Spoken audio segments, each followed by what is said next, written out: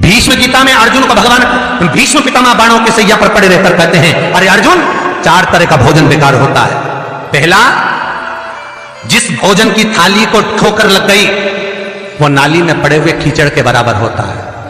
दूसरे नंबर का भोजन, जिस भोजन की थाली को कोई लांग कर चले गया वो भोजन भ्रष्टा के बराबर होता है, गंदगी के बराबर। तीसरे नंबर का भोजन, जिस भोजन की थाली में बाल पड़ा हो, केश पड़ा हो, वो दरिद्रता देने वाला होता है। और चौथे नंबर का भोजन अर्जुन, अगर पति और पत्नी अगर एक ही थाली में भोजन कर रहे हैं तो वो मदिरा के तुल्य होता है। यदि पति और पत्नी एक ही थाली के अंदर बैठकर भोजन कर रहे हैं तो वो मदिरा के तुल्य है। भीष्म गीता कहती है, अर्जुन, पति के जीवने के बाद अगर पत्नी उसी थाली में भोजन करती है तो चारों धाम के प्रसाद से बड़ा महाप्रसाद बन जाता है। और यदि पति और पत्नी का नियम है कि हम दोनों तो साथ ही भोजन करते हैं तो हाथ जोड़कर निवेदन है, साथ भोजन करो, मना नहीं है, 2 थाली अलग अलग लगाओ। पर पति के साथ बैठकर एक थाली में खाना रोज प्रतिदिन मदिरा को निगलने के बराबर है।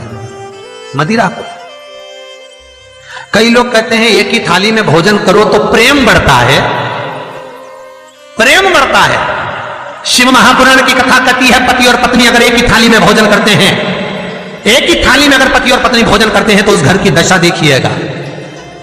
उस घर के बच्चे कभी भी विद्या में उत्तम नहीं निकल सकते, उस घर के बच्चे कभी भी सत्मार्गी नहीं निकल सकते, मार्ग से विचलित ही निकलेंगे, क्योंकि मदिरा के नशे में पैदा हुए हैं। तो सुन अर्जुन, सुन, यदि बेटी कुंवारी है और बाप के साथ में बैठकर भोजन करती है तो उस बाप की कभी अकाल मौत नहीं होती है, क्योंकि बेटी बाप के काल का हरण कर लेती है। बेटी कुंवारी है, बेटी की शादी हो जाए जब पहले वो पिता के साथ भोजन ना करे क्योंकि गोत्र बदल गया, पर बेटी जब तक कुंवारी है बाप के साथ बैठकर भोजन करेगी तो बाप के काल को हरण कर लेती है। ये उसी तरह जैसे एक गाय ब्याह गई हो और एक गाय कुंवारी हो। महाराज, ब्याही हुई गाय का गोबर से लीपने से ज्यादा फलदायी होता है कुंवारी गाय का गोबर से लीपना, वो ज्यादा फलदायी। बछिया के गोबर से लीपना, कुंवारी गाय के गोबर से जो ब्याही ना हो। कितना कितना शास्त्र प्रमाण देता है महाराज।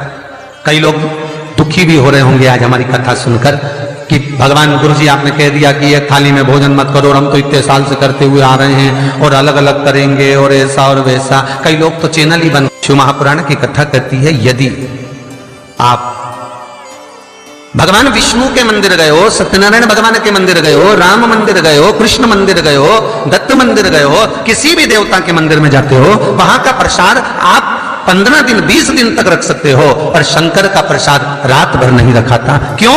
क्योंकि शंकर का प्रसाद एक दोपहर संध्या तक आपका है, रात्रि को 9:15 तक शंकर का प्रसाद आपका है साहब।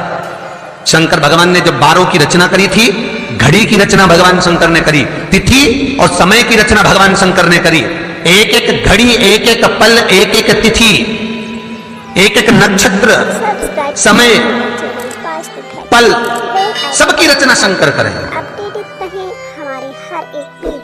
सबकी रचना इसीलिए तो शास्त्र कहता है ना, लिंग पुराण वर्णन करती है, नर्मदा पुराण कहती है, शिव महापुराण की कथा कहती है, जब व्यक्ति को कोई भारी रोग हो जाता है, कोई कैंसर जैसी बीमारी हो गई, कोई किडनी ही खराब हो गई, कोई लीवर ही बेकार हो गया, कोई बड़ी बीमारी हो गई, तो आप किसी ब्राह्मण से पूछेंगे कि पंडित जी हमको शंकर भगवान का अभिषेक करवाना है, कौन सा टाइम करवाना चाहिए? तो उसका भी समय शिव महापुराण निश्चित करती है, उसका भी समय हमारे लिंग पुराण निश्चित करती है, उसका भी समय नर्मदा पुराण निश्चित करती है। तो कुमार खंड के अंदर शिव महापुराण के वर्णन करा गया कि 9:15 रात्रि को कोई बीमार व्यक्ति का यदि उसके हाथ से अभिषेक प्रारंभ कराया जाए या उसके ही कुल का, उसके ही गोत्र का व्यक्ति शंकर का अभिषेक करता है और शंकर के नाम का स्मरण करता है, तो वो अभिषेक तो करे, साथ में जो मनोरथी है, यजमान है, वो महामृत्युंजय मंत्र का जाप करे, तो कहते हैं रोग समाप्ति की ओर आना प्रारंभ हो जाता है। रोग समाप्ति की ओर आना, रोग समाप्ति की ओर पहुंचना। भगवान शंकर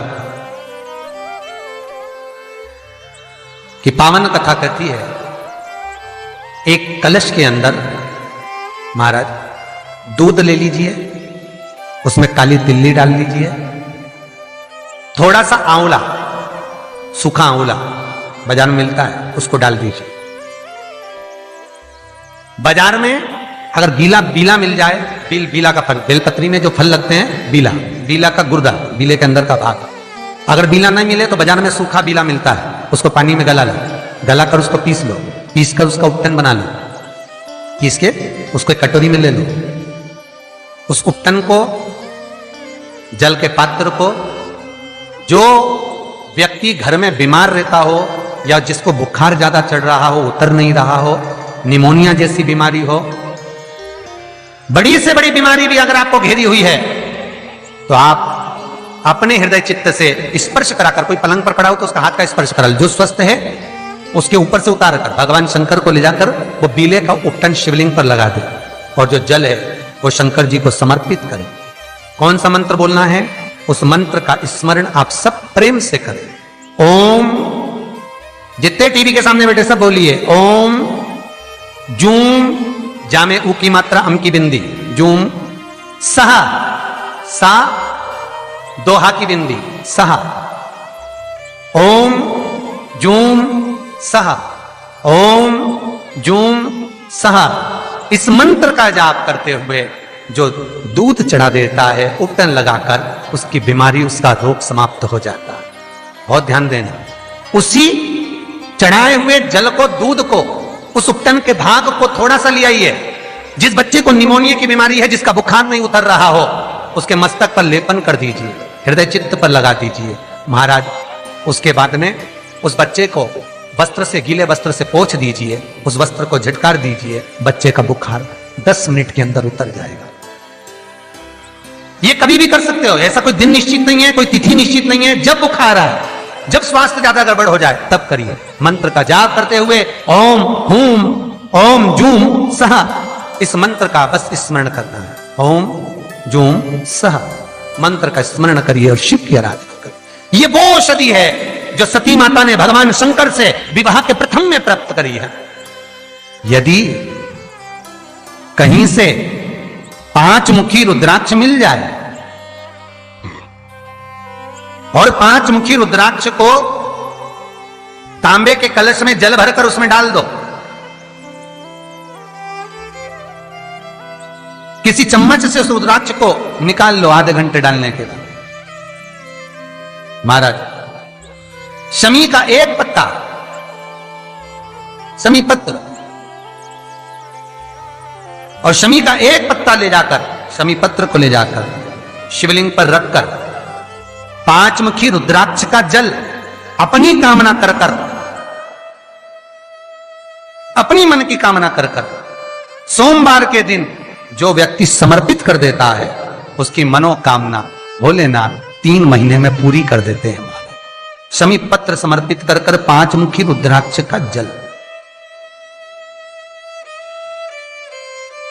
मनोकामना। और एक बहुत सुंदर बात वर्णन करूंगा। रुद्राक्ष को सिद्ध करने का तरीका है शंकर के शिवलिंग पर रखकर उसका अभिषेक करना और फिर उसको धारण करना। कई लोग पूछते हैं रुद्राक्ष पहनने का तरीका क्या है? शिव को समर्पित कर कर मंत्र का जाप, आपको मंत्र बताएं, उसका स्मरण कर कर फिर अभिषेक पूजन कर कर फिर धारण। एक छेदित रुद्राक्ष होता है जिसमें छेद होता है या छेद करा जाता है, एक बिना छेद का रुद्राक्ष होता है जिसमें छेद नहीं होता। जिस रुद्राक्ष में छेद नहीं होता वो कार्य में सिद्धि अधिक देता है, सिद्धता प्रदान करता है, वो खंडित नहीं कहलाता। बड़ा रुद्राक्ष उसमें छेद करा जाता है तो वो खंडिता का भाव आ जाता है, पर जिस रुद्राक्ष में छेद नहीं होता वो पावर ज्यादा देता है, प्रबलता ज्यादा देता है, सुख ज्यादा देता है।